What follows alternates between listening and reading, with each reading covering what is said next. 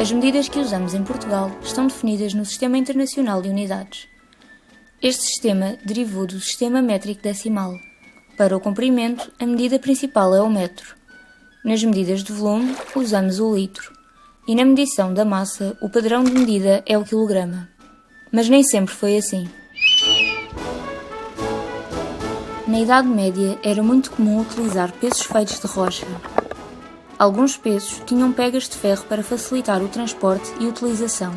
As unidades eram diferentes das que usamos hoje. Usavam-se medidas chamadas arroba, onça, arrátel e outros nomes antigos, que na sua maioria tinham origem árabe. Havia medidas com o mesmo nome, mas que não pesavam o mesmo, como a libra de origem romana e a de origem árabe. As medidas de volume ou capacidade também eram diferentes. Para os líquidos, a unidade principal chamava-se almude. Para os produtos sólidos, como o feijão, a unidade mais importante era o alqueire. Em muitos locais havia uma relação entre as medidas de sólidos e líquidos, mas não eram iguais em todas as terras. Era comum que as medidas usadas no norte do país fossem maiores, porque a agricultura era mais próspera.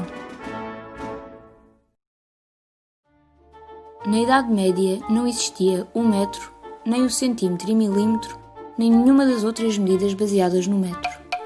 Para medir o comprimento, usavam-se medidas baseadas no corpo humano.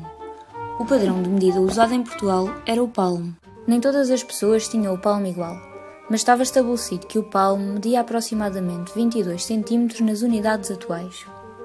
As outras medidas eram baseadas no palmo. A vara media 5 palmos e o côvado 3 palmos. O côvado parece ter origem numa medida chamada cúbito, que era o comprimento do cotovelo à ponta do dedo médio. No entanto, o côvado pode estar associado a algo mais antigo. A Arca da Aliança aparece na Bíblia medida em côvados. As medidas de algumas cidades importantes como o Porto e Santarém deviam ser padrões para as medidas dos outros concelhos. No entanto, como o transporte e a comunicação eram difíceis, as medidas acabavam por variar de terra para terra. Os padrões costumavam estar marcados na parede de um edifício importante, junto a um local onde se fazia um mercado ou feira. Temos o exemplo do padrão marcado na parede da Igreja do Sabugal.